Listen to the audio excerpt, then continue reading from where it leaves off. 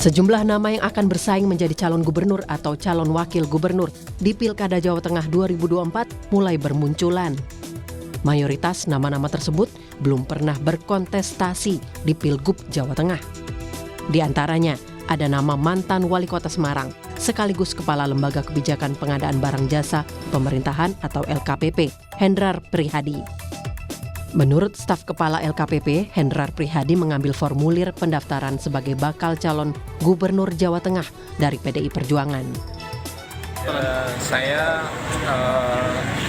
mewakili beliau mengambil formulir pendaftaran, tapi arahannya kami baru diminta untuk mewakilkan mengambil formulir aja, jadi terkait pengembalian dan seterusnya kami belum ada arahan.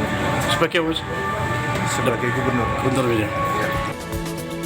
Selain itu, Bupati Klaten Sri Mulyani juga turut meramaikan bursa Pilgub Jawa Tengah. Sri Mulyani ikut mengambil formulir sebagai bakal calon wakil gubernur Jawa Tengah di kantor DPD PDI Perjuangan Jawa Tengah pada Senin 27 Mei 2024. Sri menyebut mengambil formulir sebagai calon wagub agar dapat mendampingi sosok cagup yang akan diusung. Hadir di kantor DPD PDI Perjuangan Jawa Tengah dalam rangka mengambil formulir untuk calon atau bakal calon wakil gubernur Jawa Tengah atau bakal calon dari PDI Perjuangan. Sejauh mana kesiapannya Bu untuk pencalonan itu? Sejauh mana? Ya insya Allah siap lahir dan batin. Kemudian ada sosok Kapolda Jawa Tengah Irjen Ahmad Lutfi. Spanduk dukungan terhadap Kapolda Jawa Tengah tersebut terus bermunculan di sejumlah daerah di Jawa Tengah. Ahmad Lutfi pun merespon soal banyaknya baliho yang bergambar wajahnya dan bernarasi maju Pilgub Jateng. Menurutnya, itu merupakan aspirasi masyarakat. Alah, itu kan namanya spanduk kan aspirasi masyarakat. Yang jelas kita dinas, terkait doa dari Haji tadi kan mendoakan juga mengarahkan Jawa Tengah. Saya pengen kita didoakan ya, untuk polisi didoakan oleh masyarakat kita jadi polisi yang baik. Kalau masyarakatnya doakan polisi baik, masyarakat baik. Selain nama-nama tersebut, masih ada nama Bupati Kendal, Diko Ganinduto, dan Ketua DPD Gerindra, Sudaryono. Diko disebut akan berpasangan dengan Raffi Ahmad untuk Pilgub Jawa Tengah. Sementara Sudaryono mulai belusukan ke permukiman warga untuk mencari dukungan. Sudaryono mengaku telah mendapat mandat langsung dari Ketua Umum Gerindra Prabowo Subianto. Lalu, apakah nama-nama tersebut akan menjadi debut yang gemilang di Pilkada Jawa Tengah? Kita tunggu saja. Tim Liputan, Kompas TV. Sementara itu, Saudara, Lembaga Survei Parameter Politik Indonesia merilis hasil survei simulasi 3 pasangan calon Pilkada Jawa Tengah 2024. Orang pertama yang paling populer adalah Taj Yassin Maimun yang mendampingi Ganjar pada Pilgub sebelumnya dengan 52,1%. Disusul mantan Wali Kota Semarang Hendrar Prihadi 40% dan Bupati Kendal Diko Ganinduto dengan popularitas 38,1%. Selain itu ada Muhammad Yusuf Kudori atau lebih dikenal dengan sebutan Gus Yusuf, Ketua DPW Partai Kebangkitan Bangsa Jawa Tengah ini meraup suara responden sebesar 30,7%. Kemudian dari PDI Perjuangan, politisi senior Bambang Wuryanto atau yang dikenal dengan Bambang Pacul sebesar 29,5% dan Kapolda Jawa Tengah, Inspektur Jenderal Ahmad Lutfi dengan tingkat kepopuleran 28,3%.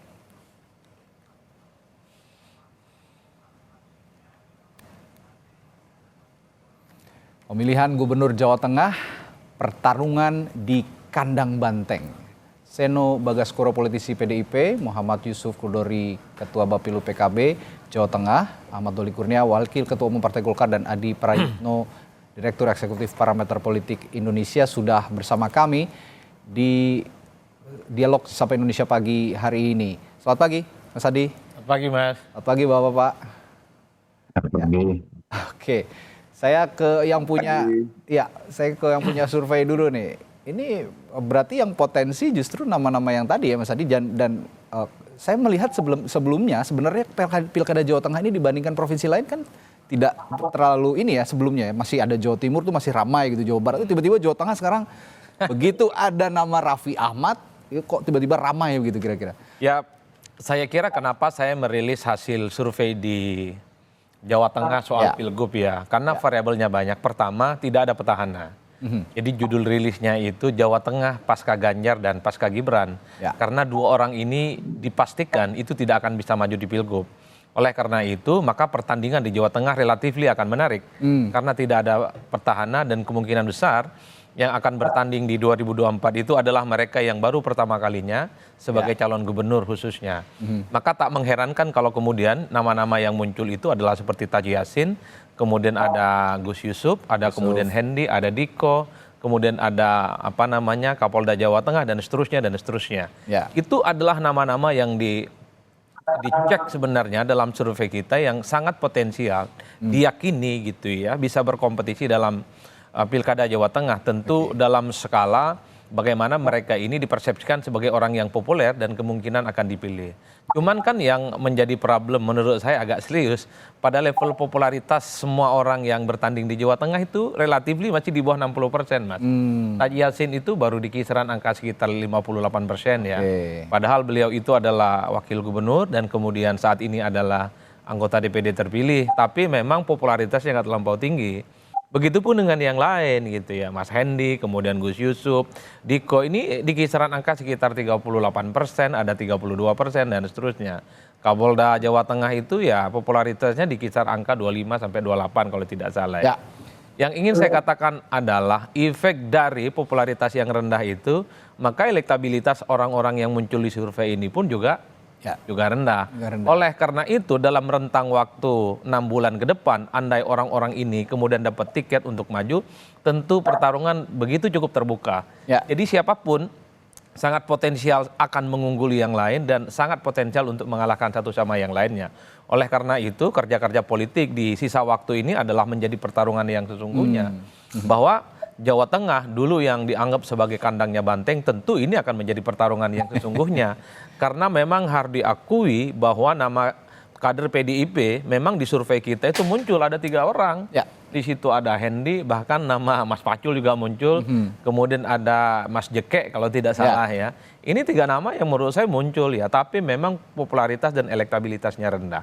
Oleh karena itu ini yang saya kira bahwa pertarungan di Jawa Tengah relatif datar dibandingkan dengan wilayah-wilayah lain.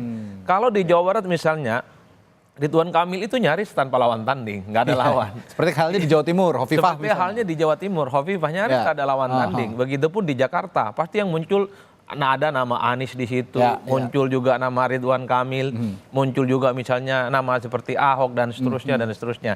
Jadi namanya itu aja. Di Jawa Tengah relatif banyak wajah-wajah baru. Efeknya adalah nama-nama wajah baru ini tidak inline bagaimana popularitas dan elektabilitas mereka yang menjulang. Oleh karena itu saya mengatakan kemarin di survei waktu rilis, per hari ini tidak ada yang bisa mengklaim siapa yang paling unggul dan siapa yang paling kalah. Jadi saya juga mau tanya siapa yang potensial, ya semua potensial kalau begitu ya kira-kira. Ini saya juga mau tanya nih, Gus Yusuf, dengar suara saya ya? Iya, benar. Ya Gus, Anda punya popularitas menurut Parameter Politik Indonesia 30,7%. Sebenarnya ya meskipun belum ada yang mencapai 50% seperti kata Mas Adi, tapi ini ya relatif tinggi lah begitu. Ada respons Anda soal ini, soal hasil survei Anda ini? Iya, yang pertama tentu terima kasih ya. Memang sebetulnya kerja-kerja politik kita ini kan sudah lama. Artinya di antara para calon-calon itu, menjadi ketua partai, yang di situ PKB adalah pemenang nomor 2 di Jawa Tengah. Nomor 2 di Jawa Tengah. Meski sampai hari ini kita belum cukup tiketnya, kita masih harus berkoalisi. Dengan 20 kursi dan mesin politik yang ada, saya rasa ini akan sangat membantu pemenangan PKB di Pilgub. Sampai tentu PKB juga punya basis kultur warga Nahdien, keluarga besar NU yang ada di Jawa Tengah. Ya, survei menjadi pemicu semangat aja dari PKB. Terima kasih. Baik. Tapi kalau bicara soal kultur Nahdien, di sana juga ada nama Taji Yassin Maimun nih, Gus. Anda melihat sosok Taji Yassin yang juga masih keluarga Nahdlatul Ulama, bagaimana? Ya hampir sama mungkin kalau kita menengok 5 tahun yang lalu ketika Gus Yassin berpasangan dengan Mas Ganjar, PKB ini mengusung Sudirman Said dengan Jokowi ya, itu suara nantinya juga ada polarisasi. Dan yang selisihnya hanya sekitar berapa 10% atau nggak ada. Padahal waktu itu Mas Ganjar ingkar gitu. Itu 5 tahun yang lalu masih ketat suaranya. Ya. Masih ada inilah ya, berarti persebaran suaranya masih banyak ya kalau bicara soal Nahdlatul Ulama begitu ya kira-kira. Gus Yusuf. Baik. Ya, Mas Seno, Pak Seno. Ya, Pak Seno. Kalau dari PD Perjuangan, bagaimana? Kan biasanya ini tadi juga sempat disinggung oleh Mas Adi. Ini biasanya kandang banteng, tapi sekarang relatif lebih merata begitu kekuatan politik di Jawa Tengah selepas Ganjar Pranowo tidak menjabat lagi jadi Gubernur Jawa Tengah. Bagaimana respons Anda soal ini? Ya, kalau mau dibaratkan Jawa Tengah itu meskipun katakan misalnya kalau dalam skup nasional itu bukan Premier League, tapi masih La Liga lah. La Liga menarik nih analoginya nih. Masih kompetitif, masih seru, banyak tim yang bermunculan, yang punya potensi. Tapi tentu kalau bicara dominasi, supremasi, Real Madrid masih paling sering dibicarakan. Kan begitu. Meskipun masih kompetitif gitu. Nah, artinya di Jawa Tengah pun kemarin juga kami masih bersyukur, kami masih diberi kepercayaan yang cukup di Pileg, yaitu sebesar kurang lebih ada 33 kursi kalau tidak salah, 27, sekian persen angka yang diraih oleh PDI Perjuangan, sehingga kalau mau dikatakan bisa mengusung sendiri sekalipun sebenarnya bisa juga di Pilkada 2024 ini. Tetapi dalam kondisi itu kami tentu tidak mau berleha-leha. Situasi hari ini Pilkada cukup berbeda dengan Pilkada sebelumnya di tahun 2019. Ada berbagai variabel faktor yang harus kami pertimbangkan. Maka saat ini secara disiplin partai kami dalam tahapan penjaringan dan penyaringan calon. Berbagai nama-nama muncul, kami mencermati berbagai survei, termasuk surveinya Ustadz Adi Prayitno, dan mencermati nama-nama dan dinamika yang muncul di Pilkada Jawa Tengah, termasuk popularitas yang dimiliki kader kami internal. Ada misalnya Mas Hendy yang muncul, ada Pak Pacul, Pak Ketua DPD yang muncul, termasuk ada Gus Yusuf yang muncul di dalam survei tersebut. Basis pertimbangan kami tentu rasional dan saintifik. Bagaimanapun pemenangan pemilu harus linear dengan survei dan metodologi ilmiah. Di saat yang sama kami punya beban sejarah. Secara historis PDI Perjuangan selalu menjadi diidentikan dengan Jawa Tengah. 2 kali berturut-turut misalnya Mas Ganjar Pranowo terpilih menjadi gubernur di Jawa Tengah dan kemudian menjadi capres kami di Pilpres yang lalu. Jadi beban historis kami itu cukup berat di Jawa Tengah. Artinya kami mendapatkan kepercayaan rakyat berkali-kali dan kami mengharapkan di Pilkada besok kami tidak kemudian kehilangan kepercayaan itu dari masyarakat Jawa Tengah. Tentu kalau melihat pola, banyak kemungkinan yang bisa dilakukan PDI Perjuangan, Mas. Bisa saja misalnya seperti tahun 2019 lalu, ada koalisi semangka, itu merah hijau, nasionalis dan religius. Itu artinya variabel-variabel semacam itu, siapapun calon yang kami usung nanti, pasti akan mengusung message tertentu untuk menyikapi atau menghadapi dinamika politik dan demokrasi yang terjadi saat ini. Saya rasa itu. Ngomong-ngomong koalisi semangka, ini juga ada simulasi yang dilakukan oleh Parameter Politik Indonesia, Pak Seno. Ini di simulasi pasangan calon kedua, ada nama Pak Hendrar Prihadi, ini yang paling teratas jika dipasangkan dengan Gus Yusuf. Nah, Anda juga tadi sempat menyinggung ini kan, ada komunikasi politik dengan Gus Yusuf. Sejauh ini hitung-hitungan politiknya gimana? Kalau memang dengan Gus Yusuf, tapi dengan catatan kalau menurut surveinya Mas Adi ini, Mas Diko Ganinduto ini tidak dengan Raffi Ahmad. Bagaimana Anda lihat hitung-hitungan politiknya nih, Pak Seno? Ya, mungkin yang dilakukan dalam mencermati sebenarnya ke semua pihak. Jadi ya termasuk siapapun itu nama-nama yang muncul di dalam survei-survei yang bermunculan, termasuk dari Mas Adi Pray. Artinya siapapun itu menjadi pertimbangan kami. Yang muncul nama-nama itu kan berarti sudah melalui pertimbangan tertentu, mendapatkan elektabilitas dan popularitas tertentu yang tentunya harus kami cermati. Sekali lagi, partai dalam tahapan penjaringan dan penyaringan. Artinya ini dicermati betul. Nah, dalam rakernas kemarin, rakernas partai kemarin, sebenarnya kan Ibu Ketua Umum sudah memberikan satu arahan instruksi yang jelas. Yaitu siapapun yang mau maju di pilkada tidak hanya bicara elektoral. Kalau kira-kira berangkat atau ingin berangkat dari PDI Perjuangan, tapi message-nya clear. Harus terus melayani masyarakat, harus terus hadir di tengah masyarakat. Nanti pada saat bicara elektoral itu konsekuensi saja. Kalau turun di masyarakat baik, turun di masyarakat ini rasanya kemudian dianggap diperlukan, maka elektoral akan naik dengan sendirinya. Nah, pesan itulah yang dilakukan oleh semua calon yang kira-kira hari ini adalah kader PDI Perjuangan. Persoalan kemudian nanti partai akan melihat dengan tokoh siapa yang kira-kira kalau perlu dilakukan kerjasama politik, saya rasa seluruh kader PDI Perjuangan sangat paham bahwa nanti partai akan menentukan yang terbaik. Saya rasa itu. Sangat rasional yang Anda ungkapkan, Pak Seno. Kalau memang mau punya elektabilitas baik, ya lakukan kerja-kerja politik yang baik, muncul di depan masyarakat begitu ya, dengan citra yang sangat baik pula begitu. Nah, kalau ngomongkan kerja politik, Mas Adi, yang paling terlihat di sosok-sosok ini yang punya kerja politik sekarang paling masif dan juga paling intensif begitu di Jawa Tengah, siapa saja kira-kira tokohnya? Ya, saya kira memang cara mengukur kerja politik itu pada level popularitas dan elektabilitas di survei. Harus diakui, ada yang memulai kerja-kerja politiknya lama dan ada kerja-kerja politiknya relatif baru. Kalau kerja-kerja politik yang sudah lama dibangun itu tentu adalah Gus Yassin. Apapun judulnya, pernah berpasangan dengan Ganjar, pernah jadi wakil gubernur, jadi wajar kalau popularitas dan elektabilitasnya itu relatif mengungguli yang lain. Termasuk Gus Yusuf. Gus Yusuf kan lama juga dikaitkan dengan Jawa Tengah ya.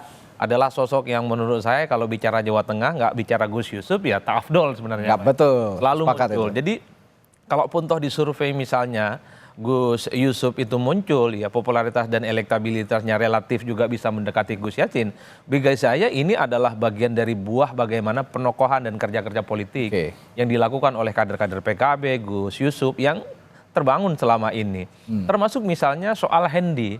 Hendi ini kan lama sebagai mantan wali kota Semarang, 2 periode dinilai punya prestasi yang cukup panjang dan selalu dikaitkan dengan Jawa Tengah sekalipun ditarik ke Jakarta. Nah, yang menurut saya relatif menjadi pendatang baru itu ada 2 nama yang menurut survei yang kita lakukan kemarin adalah Diko dan kemudian Kapolda Jawa Tengah. Apapun judulnya, 3 minggu, 4 minggu belakangan ini orang tak pernah berhenti bicara tentang Diko karena ada faktor Raffi Ahmad di situ. Ini yang saya tanyakan nanti. Kemana-mana kan bersama dengan Raffi Ahmad. Artinya apa? Ada faedah elektoral yang bisa didapatkan oleh Bupati Kendal yang kemudian secara perlahan membuat Diko itu menjadi spotlight pembicaraan soal kemungkinan maju di Jawa Tengah. Karena di survei secara popularitas dan elektabilitasnya sudah mulai masuk 4 besar. Begitupun dengan Kapolda Jawa Tengah, Pak Ahmad Yusuf Pak Ahmad Lutfi maksud saya, itu adalah nama yang sebenarnya baru-baru ini aja diperbincangkan.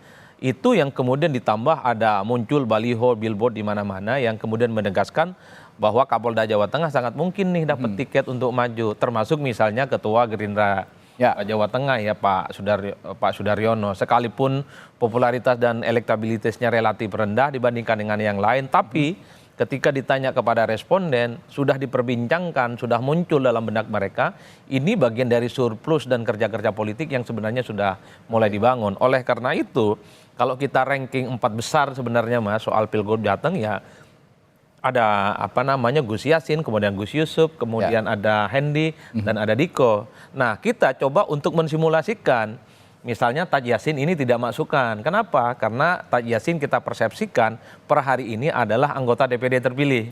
Rasa-rasanya anggota DPD itu akan jauh lebih dipilih ketimbang maju Jawa Tengah. Kalau dihilangkan variabel Gus Yassinnya, 3 nama besar ya. Ada Hendi, ada Gus Yusuf, kemudian ada Diko. Nah, itu yang kemudian saya sebut 3 besar. Ini variabel survei. Tapi kan dalam pilkada kita tidak bisa menutup mata. Ini soal tiket untuk maju itu penting. Makanya tadi PKB ya kalau mau jujur katanya bisa maju sendiri. Gitu kan? Bisa maju sendiri. Mas Seno ini. Dan PKB juga kita tahu adalah basisnya juga kuat di Jawa Tengah. Dan selalu mendelegasikan kader-kader terbaiknya untuk bertanding. Waktu Pilgub Jawa Tengah beberapa waktu yang lalu, Bu Ida Fauzia bisa bersandingan dengan Pak Sudirman Said. Sekalipun kalah, tapi yang jelas memberikan perlawanan yang cukup sengit ya terhadap Ganjar dan Gus Yassin saat itu. Menarik Jawa Tengah, pertarungannya datar, tidak ada yang terlampau dominan. Kerja politik 6 bulan ke depan akan menjadi penentu soal siapa sebenarnya yang akan memenangkan pertarungan. Karena bagi saya, Pilgub itu adalah pemilihan kepala daerah secara langsung tanpa melalui warna-warna partai apapun. Karenanya yang menarik dari Jawa Tengah itu akan menjadi pertaruhan apakah akan terus menjadi kandang banteng ataupun tidak. Tapi yang saya tertarik juga tadi pernyataan Mas Hadi.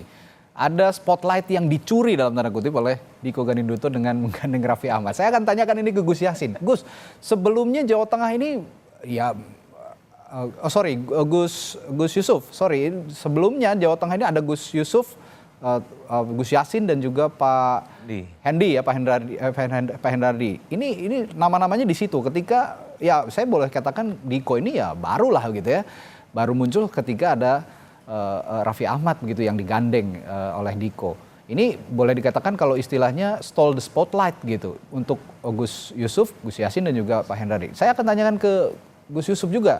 Bagaimana stall back the spotlight gitu kira-kira untuk kompetisi yang akan dihadapi di Pilkada Jawa Tengah yang sekarang dicuri oleh dalam tanda kutip oleh Diko Ganinduto. Tapi jangan dijawab dulu Gus. Ini saya harus iklan dulu sebentar, jeda dulu ya Gus ya. Nanti setelah jeda saya akan tanyakan ke Gus Yusuf. Tetaplah bersama kami di Sapa Indonesia Pagi. Ya saudara, nama Diko Ganinduto ini kalau saya bilang tadi sebelum jeda itu stole the spotlight di kancah ataupun bursa calon di Pilkada Jawa Tengah. Sebelumnya yang beredar kan nama-nama seperti Gus Yusuf, Gus Yassin, lalu juga Pak Hendardi begitu ya. Tapi sekarang Diko ini mencuri perhatian, mencuri spotlight publik dengan berencana menggandeng Raffi Ahmad untuk menjadi wakilnya. Saya tanya ke Gus Yusuf nih, Gus, untuk still back the spotlight gitu dari PKB, ada upayanya nggak? Karena memang spotlight itu mau tidak mau penting untuk tadi kerja-kerja politik yang dilakukan untuk dalam rangka pemenangan pilkada, Gus.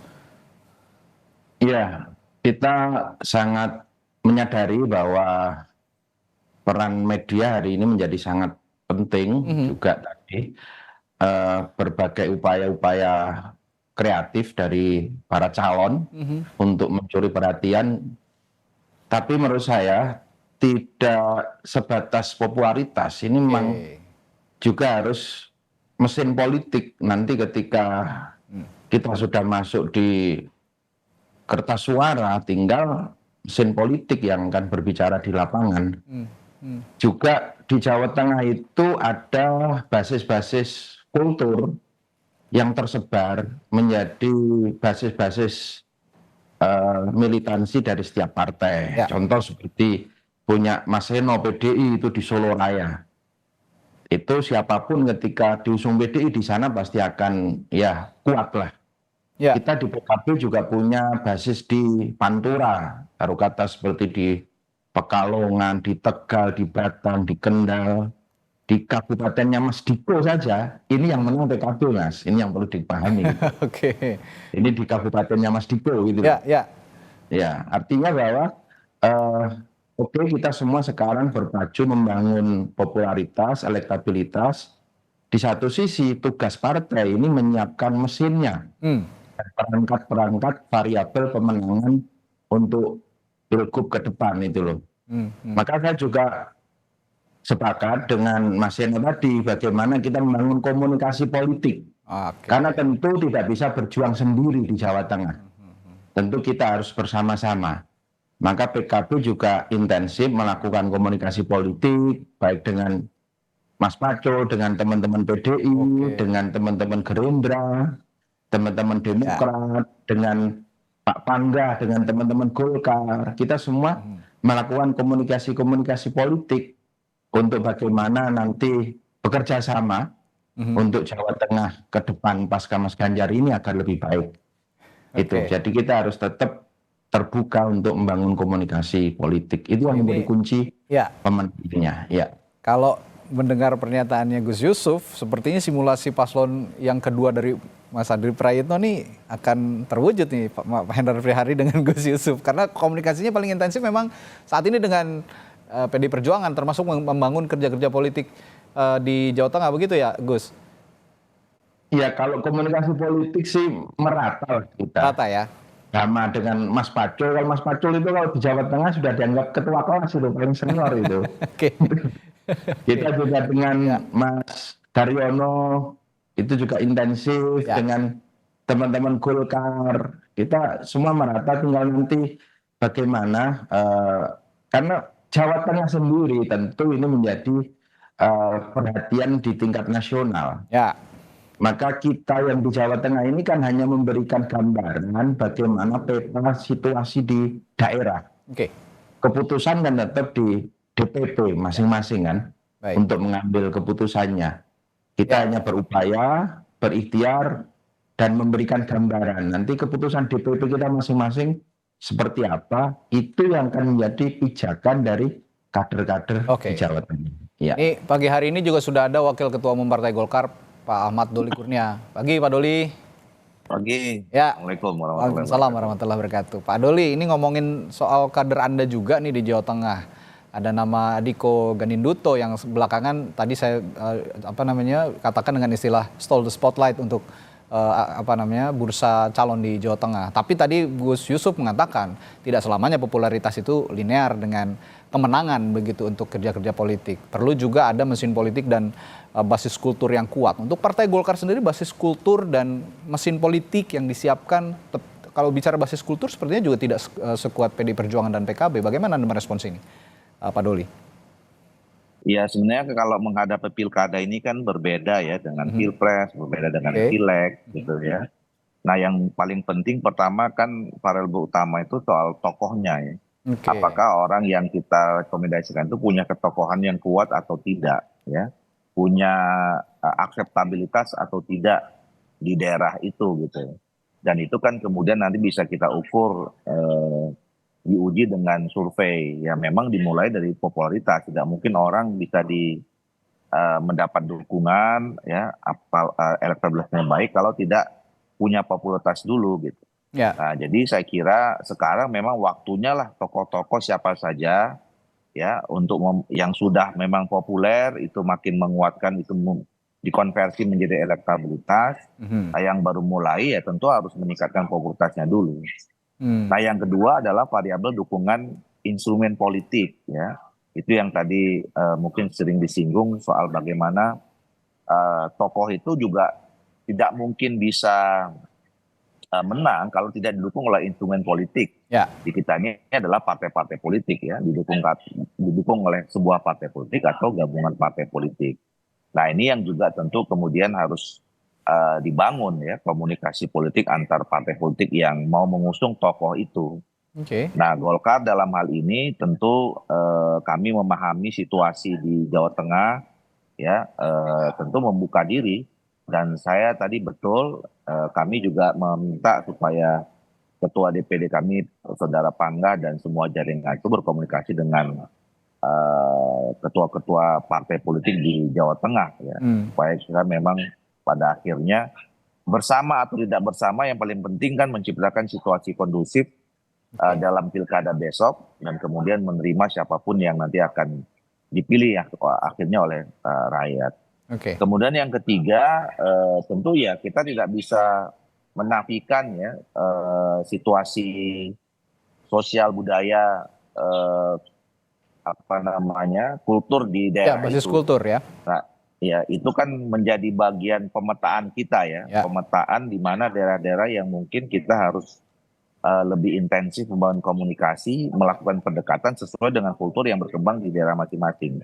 Ya tadi Gus Yusuf juga sudah sedikit banyak membedah ya. Ke Jawa Tengah itu kan tentu beda ya, utara, selatan, timur, barat itu beda-beda tentu itu, dan pendekatan kulturalnya juga masing-masing berbeda. Nah memang kemarin pileg dan pilpres itu menjadi semacam simulasi begitu. Buat pilkada buat pilkada simulasi juga dalam kaitan membangun kultur itu ya. Jadi pendekatan yang dilakukan pada saat pileg kemarin dan pilpres mungkin bisa juga menjadi bahan evaluasi pendekatan tepat atau tidak dalam menghadapi pilkada. Walaupun sekali lagi saya katakan political game di pileg dan pilpres itu belum tentu sama di pilkada. Tapi ngomong-ngomong soal simulasi Pak Doli, Anda juga pasti kan punya data ya berdasarkan hasil dari pileg kemarin itu. Ini kan Jawa Tengah dalam konteks kita bicara pagi ini biasanya dikatakan kandang banteng gitu. Di mana-mana saja yang menurut Golkar kandang banteng itu sudah tidak menjadi kandang lagi begitu pada saat pileg kemarin. Ya saya kira memang pileg kemarin itu memberikan gambaran ya secara umum. Mungkin ada di beberapa daerah terjadi perubahan-perubahan gitu ya. Tapi saya kira jangankan ke pilkada ya, antara pilpres dan pileg saja saya kira itu juga cukup berbeda ya. Banyak juga daerah-daerah yang kita lihat kemarin itu ya. Di pileg itu memang berbasis pada kekuatan partai politik tertentu gitu. Tapi dalam pilpres juga dia bisa berbeda ya pilihannya gitu. Atau juga sebaliknya gitu. Nah, di sini menariknya pemilu tahun 2024 ini yang memang apalagi bukan hanya sekedar di hari yang sama pileg dan pilpresnya, tetapi juga berdekatan dengan pilkada. Ya, ini keunikan dan menariknya pemilu 2024 yang sekaligus serentak semua antara pileg, pilpres dan pilkada secara keseluruhan. Dan ini yang juga menjadi perhitungan masing-masing dalam menentukan strategi di partai politik masing-masing ya. Oke. Baik, Pak Seno, saya juga kembali ke pertanyaan yang saya tanyakan di awal oleh saya ke Pak Doli ini. Bagaimana Anda melihat pendapat bahwa seorang sosok yang akan dimajukan dalam suatu kontes politik, termasuk pilkada begitu, memperhitungkan popularitas, elektabilitas, dan akseptabilitas. Menurut Anda, kalau tadi saya bertanya ke Gus Yusuf, itu kan popularitas tidak selamanya linear dan kemenangan, harus juga perlu kerja-kerja politik. Sedangkan Pak Doli tadi mengatakan kalau popularitas justru punya peran penting untuk pemenangan. Kalau menurut Anda dari PDI Perjuangan sendiri di Jawa Tengah, bagaimana kira-kira? Ya, tentu semua itu jadi pertimbangan kami, Mas. Makanya saya sampaikan tadi di awal bahwa cara terbaik untuk kemudian membaca sebuah pergerakan dalam konteks peta pilkada tentu adalah membaca hasil metode saintifik, membaca survei. Harus banyak diskusi dengan Ustadz Adi Pray, dengan kemudian mereka yang punya pakaran dalam melihat konteks ini secara ilmiah. Dan kami selama ini juga terbiasa untuk mendorong kader-kader yang misalnya punya rekam jejak baik. Katakan 2 periode yang lalu Mas Ganjar Pranowo yang kita ajukan di Jawa Tengah itu juga sangat moncer di DPR RI. Selain kemudian punya pengalaman panjang di internal partai. Nama-nama yang kemudian muncul hari ini pun di pilkada manapun di seluruh Indonesia, kalau dari kader internal PDI Perjuangan juga bisa di-track rekam jejaknya selama ini bagaimana kompetensinya dalam memimpin daerah, misalnya sebelumnya pernah menjadi kepala daerah, atau kiprahnya selama menjadi legislator. Saya rasa itu semua punya track record panjang yang bisa dicek. Apalagi hari ini kami juga punya incumbent di Jawa Tengah yang 2 periode terakhir memimpin Jawa Tengah.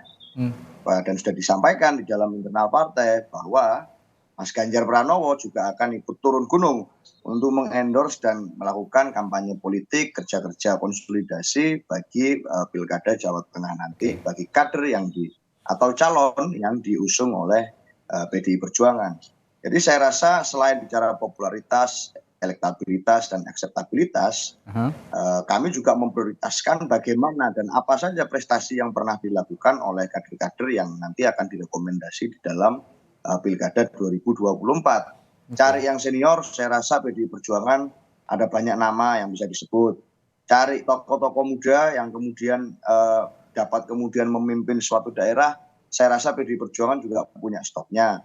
Tinggal saya rasa nanti bagaimana komposisi nama-nama tersebut yang hari ini muncul di media itu bisa dimaksimalkan lagi. Karena sekali lagi, saya rasa pilpres, pileg, dan pilkada punya logikanya masing-masing. Peta kerjasama politiknya pun bisa berbeda-beda. Tapi yang paling penting adalah seberapa itu legacy dari masing-masing nama itu dirasakan oleh masyarakat. Saya rasa itu. Ya, termasuk yang saya tangkap kemampuan untuk dari partai politik untuk mix and match begitu ya, pasangan calon ini juga penting, punya peranan penting untuk pemenangan calon nanti di pilkada. Nah, saya juga akan bertanya ke Mas Seno soal yang sama tadi, soal basis kultur. Kita bicara pagi hari ini kandang banteng yang sepertinya di Pileg kemarin cukup lumayan tergerus, lalu juga di Pilpres. Nah, bagaimana dengan pilkada? Bagaimana Anda menjaga basis kultur termasuk dengan kekuatan mesin politik PD Perjuangan yang ada di Jawa Tengah saat ini? Ya, kami bersyukur bahwa di Pileg meskipun secara Pilpres kami merasakan betul bagaimana kami dikalahkan oleh berbagai macam situasi yang ini saya rasa tidak perlu saya ulang lagi berbagai situasi itu. Dan hari ini pun kami masih bersengketa di PT UN secara hukum dan legal formal terkait itu. Tapi di dalam Pileg kami masih bersyukur diberi amanat rakyat, masyarakat masih sayang pada kami sehingga kemudian kami masih mendapatkan jumlah perolehan kursi yang secara persentase cukup signifikan, cukup baik. Artinya kalau bicara kandang banteng sebenarnya salah satu basis penting secara baik tidak hanya secara elektoral tapi juga secara culture dan secara sejarah Jawa Tengah masih masuk di dalam basis tersebut. Dan kami percaya itu tidak akan bisa terjadi kalau tidak diimbangi dengan kinerja-kinerja partai dan seluruh kader partai yang selama ini berjalan. Gus Yusuf maupun Pak Doli menyampaikan bahwa bagaimanapun ya mesin politik partai itu juga penting di dalam kemudian membangun sebuah basis. Maka saya rasa nanti akan teruji betul di pilkada besok sebagai ujian terakhir sebelum kita semua melakukan puasa pemilu 4 tahun. Karena ini kan pilkada serentak ini kan pertama kali sebenarnya semuanya, gubernur, kabupaten, kota jadi satu semua. Maka tentu nanti kami harus berpikir siapa calon gubernur yang dan calon wakil gubernur yang diajukan. Tentu nanti akan ada korelasi dalam tanda kutip paketan-paketan dengan calon bupati dan calon wali kota di seluruh daerah di Jawa Tengah. Nah, hal ini juga tentu menjadi variabel pertimbangan kami. Saya rasa itu. Basis kultur yang diklaim bisa dijaga, lalu kekuatan mesin politik yang juga masih baik diklaim oleh Pak Seno tadi, ini tinggal nanti siapa sosok yang diusung juga penting untuk mendukung basis kultur yang masih bisa dijaga dan mesin politik yang masih kuat diklaim oleh Pak Seno tadi. Tapi saya ingin menambahkan satu hal, Mas Adi, selain elektabilitas, popularitas dan akseptabilitas, ada juga isi tas nih. Kekuatan finansial dari masing-masing partai politik juga penting dan kekuatan siapa yang berada di balik calon itu. Kalau di Jawa Tengah, menurut Anda siapa yang bisa berinvestasi politik yang rasional untuk bisa memenangkan pertarungan di Jawa Tengah? Ya, saya kira memang kalau soal isi tas ya, sebut saja itu soal politik uang. Hampir semua basis pemilih kita di semua provinsi, kabupaten dan kota itu cukup permisif dan dianggap sebagai sebuah permakluman. Betul. Bahkan itu sesuatu hal yang harus dilakukan oleh seorang calon. Sekalipun dalam Undang-Undang Pemilu nomor 7 2017 itu diharamkan, tapi praktek itu kemudian menjadi suatu hal yang nyata, Mas.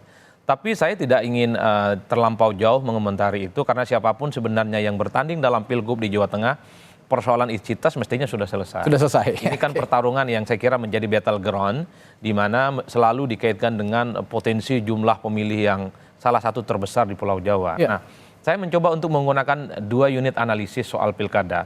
Pertama, pastinya semua partai itu menggunakan survei sebagai parameter kira-kira siapa kader-kader terbaik mereka yang akan diusung. Termasuk soal bagaimana penentuan postur koalisi yang akan dibangun. Itu nggak bisa dibantah tentu saja.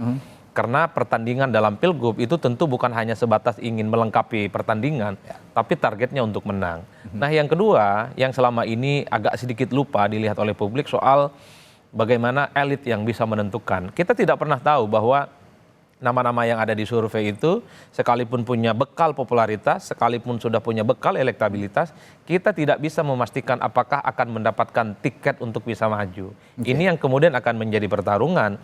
Kenapa? Karena per hari ini ada kecenderungan partai-partai koalisi di Pilpres itu berusaha untuk terus mempertahankan koalisinya ini tetap berpermanen di sejumlah wilayah-wilayah tertentu, terutama wilayah-wilayah yang dianggap kunci dan menjadi penting.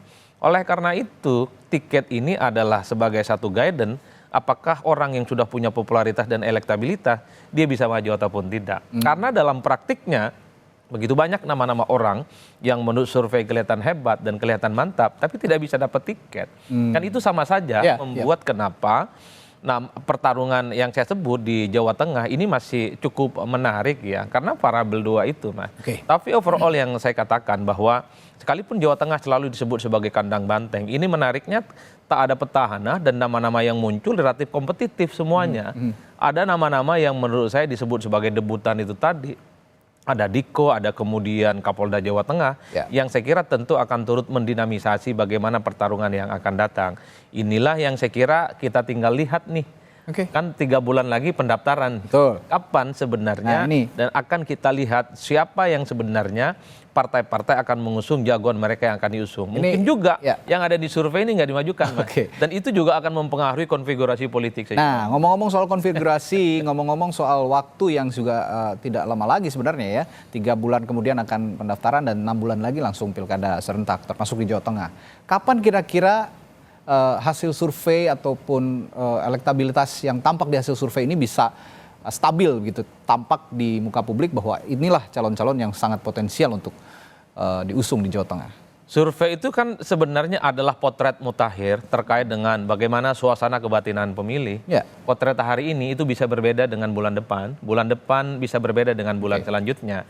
Itulah yang saya katakan bahwa siapapun yang punya intensi untuk maju, kalau untuk meyakinkan partainya, untuk meyakinkan partai-partai koalisi, memang tujuan utamanya adalah bagaimana stamina politiknya terus dirawat. Kalau hari ini populer, elektabilitasnya sudah mulai muncul, tapi kalau beberapa bulan ke depan jelang pendaftaran itu shutdown, dia itu kemudian berkurang secara signifikan, jangan pernah berharap akan menjadi sesuatu yang dipertimbangkan oleh partai. Stamina dan kerja politik yang konsisten inilah yang akan diuji. Jangan-jangan memang ini muncul hit and run, muncul ke permukaan karena ada angin yang sedang berhembus. Kalau tiba-tiba anginnya tidak berhembus, tidak muncul lagi ke permukaan, tidak lagi menjadi spotlight, gambar-gambarnya tidak ada, di medsos tidak pernah berbincangkan, maka disitulah sebenarnya partai pasti akan memutuskan bahwa yang mereka usung tentu bukan mereka yang sebenarnya tidak bisa dipertandingkan. Tapi sekali lagi Mas, saya melihat di Jawa Tengah, salah satu unit analisis dan variabel kuncinya adalah soal elit. Kepentingan elit di Jakarta itu akan menentukan kira-kira siapa yang akan bisa maju ataupun tetap di elit di pusat ternyata yang bisa menjadi penentu. Dan saya setuju dengan Mas Adi. Ini juga Gus Yusuf, Pak Seno dan Pak Doli ini harus jaga stamina politik nih 3 bulan ke depan untuk pendaftaran dan juga untuk 6 bulan ke depan untuk penyelenggaraan pilkada. Saya punya pertanyaan terakhir nih ke Pak Doli, saya agak belum tertanyakan tadi nih. Nama Raffi Ahmad ini sebelumnya sudah disetujui oleh Partai Golkar nih untuk misalnya nanti digandeng oleh kader Anda Diko Ganinduto, Pak Doli? Iya, kami memang dalam beberapa bulan terakhir ini memberikan kebebasan ya kepada masing-masing DPD dan siapa saja yang berminat. Jadi kami membuka diri ya, termasuk saudara Raffi itu, karena dia berkomunikasi dengan saudara Diko, kemudian ya menunjukkan ke publik mereka bersama gitu ya, menunjukkan intensitasnya gitu di Jawa Tengah. Ya kita memasukkan mereka menjadi orang-orang yang kita monitor sekarang dalam survei kita gitu. Nah jadi dan memang saudara Raffi ini selama ini memang punya komunikasi yang bagus juga dengan kita, dengan Golkar gitu ya.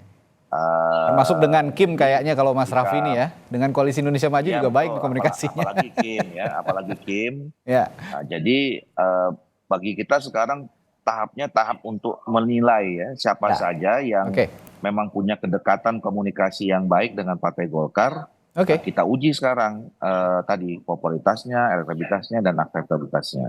Baik. Ini kalau kemarin, benar tadi saya sependapat dengan Mas Adi, kalau kemarin Jawa Tengah ini landai-landai saja gitu ya, sekarang mungkin justru bisa jadi nilai yang paling seru. Karena kalau ngomongin Jawa Timur, sepertinya agak sulit untuk menandingi Hovifah. Di Jawa Barat agak sulit menandingi Ridwan Kamil. Jawa Tengah ini relatif merata gitu ya Bung Adi, jadi akan sangat menarik untuk ditunggu, disimak bersama bagaimana bursa calon ini bisa menghiasi dinamika politik yang terjadi di Jawa Tengah menjelang Pilkada Jawa Tengah. Terima kasih politisi PDI Perjuangan Seno Bagaskoro, Ketua Bapilu Partai Kebangkitan Bangsa Jawa Tengah Muhammad Yusuf Hudori, Wakil Ketua Umum Partai Golkar Ahmad Doli Kurnia, dan Direktur Eksekutif Parameter Politik Indonesia Adi Praitno telah berbagi perspektifnya. Sampai Indonesia Pagi. Sehat selalu Bapak-bapak, sampai jumpa lagi.